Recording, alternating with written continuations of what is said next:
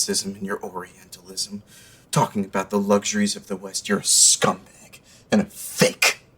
Hai semua, kami dari kelompok 1. Di sini kami akan membahas topik dari Oksidentalisme dan Orientalisme dalam memenuhi kebutuhan UAS kami di mata kuliah Kebudayaan HI.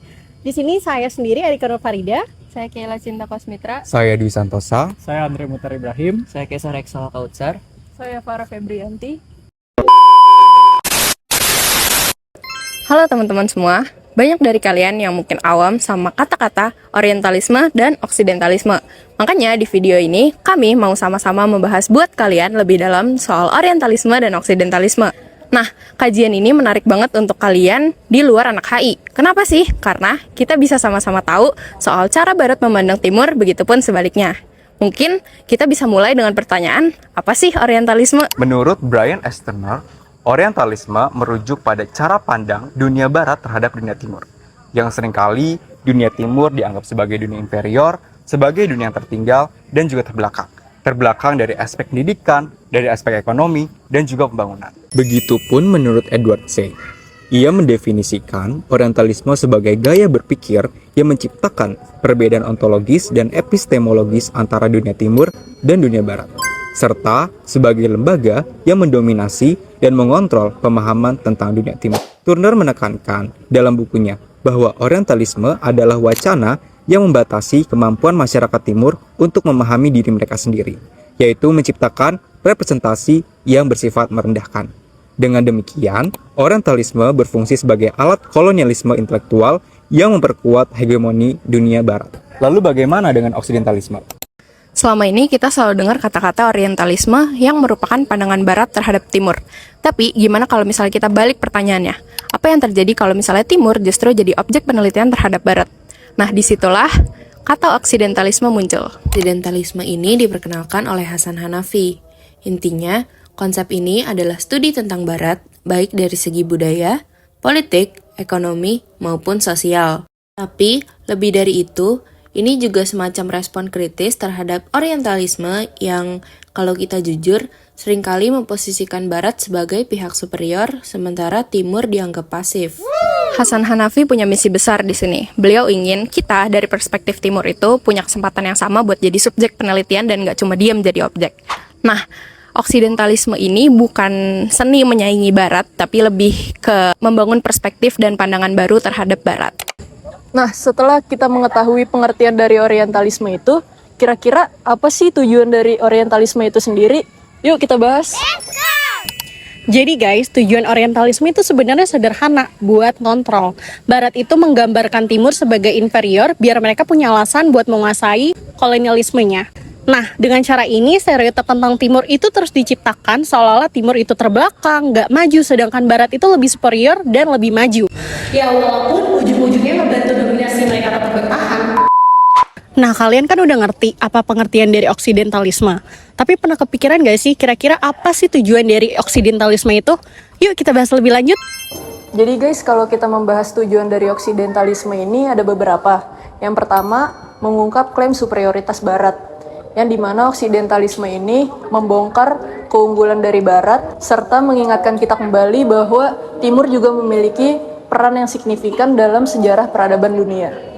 Yang kedua itu ada mendorong keseimbangan. Gerakan ini berupaya untuk mendorong kesetaraan dalam kajian Timur dan Barat melalui pendekatan yang lebih objektif dan lebih adil. Yang ketiga itu menghapus dominasi Orientalisme. Oksidentalisme ini bertujuan untuk mengakhiri dominasi dari Orientalisme yang dimana Barat itu dipandang lebih superior dan Timur dipandang sebagai objek yang lebih rendah. Setelah penjabaran yang cukup panjang tuh terkait apa itu Orientalisme, tujuan Orientalisme, pasti kita penasaran dong, ada gak sih contoh studi kasus yang relevan terkait Orientalisme itu sendiri? Jadi guys, Orientalisme itu sebenarnya adalah simpelnya ya, sudut pandang Barat ke Timur.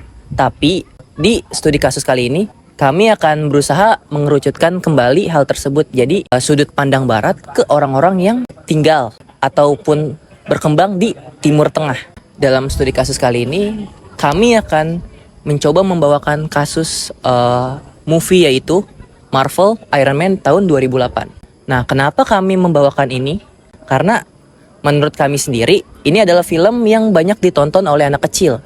Dan hal tersebut bisa berdampak buruk karena merekalah yang akan menggantikan kita di kelak kemudian hari untuk memimpin dunia-dunia ini. Jadi dalam film Marvel Iron Man 2008 ini, orientasi muncul dalam menggambarkan karakter dan setting yang berkaitan dengan Timur Tengah, yaitu Tony Stark yang diperankan oleh Robert Downey Jr. diculik oleh sekelompok teroris di Afghanistan. Nah, meskipun dalam film tersebut aktor yang berperan sebagai orang-orang Timur itu tidak mengakui atau menyebutkan diri mereka dalam dialog sebagai orang Timur, hal tersebut sudah diperjelas dengan elemen-elemen budaya Timur yang mereka kenakan seperti baju hingga bahasa dan arsitektur. Nah, film tersebut juga menggambarkan seolah-olah orang-orang Timur Tengah adalah orang-orang yang mempunyai sifat yang agresif dan berbahaya. Nah, oke guys, tadi kan udah dijelaskan ya tujuan dari Oksidental dan Oriental. Nah, kira-kira di sini ada yang tahu nggak sih studi kasus dari Oksidental itu tersendiri? Jadi contoh kasus oksidentalisme yang diperkenalkan oleh Hasan Hanafi itu dapat dilihat dalam responnya terkait fenomena barat atau fenomena westernisasi terhadap dunia timur. Jadi Hasan Hanafi ini sendiri tuh mengkritisi pengaruh budaya barat dalam membentuk identitas dan intelektualitas timur, serta menekankan pentingnya sikap kritis terhadap tradisi dan realitas saat ini. Nah, jadi salah satu penerapan analisisnya Hasan Hanafi itu dapat kita lihat dalam fenomena Korean Wave, yang dimana Korean Wave ini tuh mencerminkan bagaimana budaya non-barat dalam menentang hegemoni budaya barat sendiri. Dalam konteks Hallyu, fenomena ini muncul sebagai upaya untuk mempertahankan identitas budaya di tengah arus westernisasi yang kuat. Hallyu tidak hanya menyebarkan produk budaya Korea seperti musik, drama, dan fashion, tetapi juga menawarkan alternatif bagi masyarakat untuk mengadopsi nilai-nilai yang lebih sesuai dengan identitas mereka. Ini sejalan dengan tujuan oksidentalisme untuk menciptakan keseimbangan antara timur dan barat, serta memberikan suara kepada budaya lokal. Hallyu dapat dilihat sebagai kritik terhadap dominasi budaya barat dengan cara menunjukkan bahwa budaya non-barat juga memiliki daya tarik dan nilai estetika. Hal ini menciptakan ruang bagi dialog antar budaya yang lebih setara dan berimbang. Dengan demikian, Hallyu berfungsi sebagai alat untuk melawan stereotip negatif tentang timur yang seringkali dibangun oleh orientalisme. Jadi, kesimpulan pembahasan kami mengenai orientalisme dan oksidentalisme yaitu orientalisme merupakan kajian barat terhadap timur yang seringkali hal tersebut memunculkan stereotip negatif dan juga menyebabkan klasifikasi yang negatif terhadap dunia timur. Dunia timur seringkali dianggap sebagai dunia yang tertinggal dan lain sebagainya. Ini mencerminkan pandangan kolonial yang mendominasi dan mengobjektifikasi budaya timur.